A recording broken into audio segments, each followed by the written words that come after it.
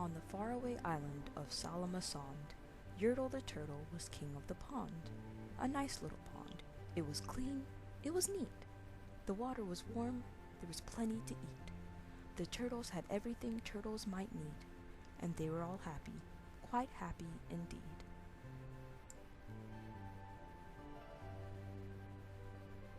They were, until Yertle, the king of them all, decided the kingdom he ruled was too small. "I'm ruler," said Yertle, "of all that I see, but I don't see enough. That's the trouble with me. With this stone for a throne, I look down on my pond, but I cannot look down on the places beyond. This throne that I sit on is too low down. It ought to be higher," he said with a frown. "If I could sit high, how much greater I'd be. What a king! I'd be ruler of all I could see."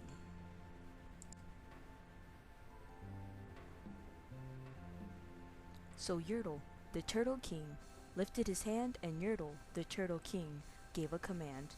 He ordered 9 turtles to swim to his stone, and, using these turtles, he built a new throne.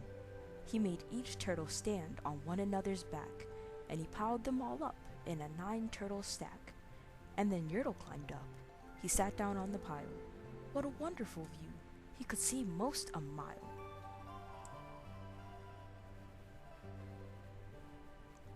"All mine!" Yertle cried. "Oh, the things I now rule! I'm king of a cow, and I'm king of a mule. I'm king of a house, and what's more beyond that, I'm king of a blueberry bush and a cat. I'm Yertle the turtle, oh marvelous me, for I am the ruler of all that I see."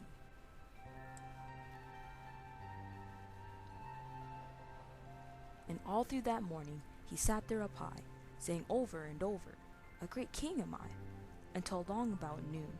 Then he heard a faint sigh. "What's that?" snapped the king, and he looked down the stack, and he saw at the bottom a turtle named Mac, just a part of his throne, and this plain little turtle looked up and he said, "Beg your pardon, King Yertle, I've pains in my back and my shoulders and knees. How long must we stand here, your majesty, please?"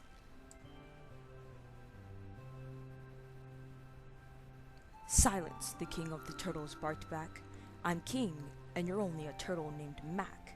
You stay in your place while I sit here and rule. I'm king of a cow, and I'm king of a mule. I'm king of a house, and a bush, and a cat. But that isn't all. I'll do better than that. My throne shall be higher," his royal voice thundered. "So pile up more turtles. I want 'bout 200.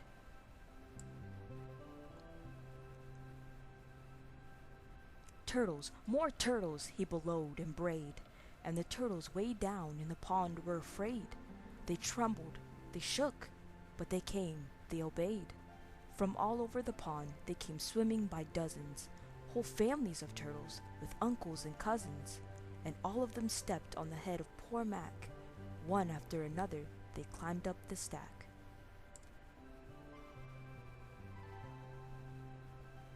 Then Yertle the turtle was perched up so high he could see 40 miles from his throne in the sky. "Hooray!" shouted Yertle.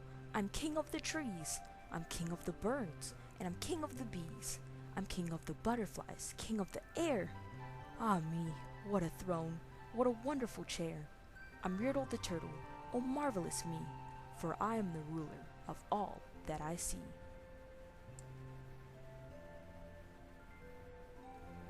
Then again from below, in the great heavy stack, came a groan from that plain little turtle named Mac. "Your majesty, please, I don't like to complain, but down here below we are feeling great pain. I know up on top you are seeing great sights, but down at the bottom we too should have rights. We turtles can't stand it, our shells will all crack. Besides, we need food, we are starving," groaned Mac.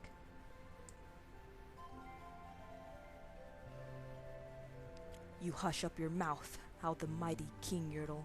"You've no right to talk to the world's highest turtle.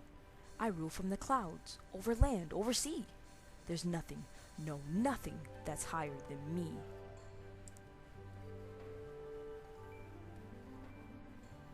But while he was shouting, he saw with surprise that the moon of the evening was starting to rise, up over his head in the darkening skies. "What's that?" snorted Yertle. "Say, what is that thing? that dares to be higher than Yertle the king. I shall not allow it. I'll go higher still.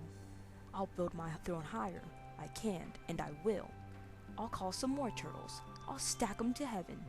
I need about 5,607.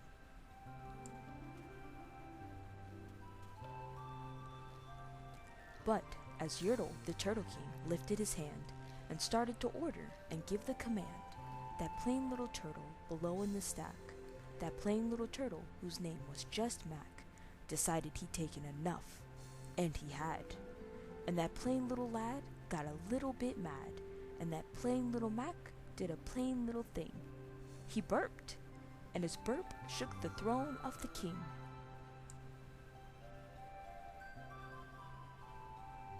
And Yertle the Turtle, the king of the trees, the king of the air and the birds and the bees, the king of a house and a cow and a mule, well, that was the end of the Turtle King's rule. For Yertle, the king of all Salamasond, fell off his high throne and fell plunk in the pond.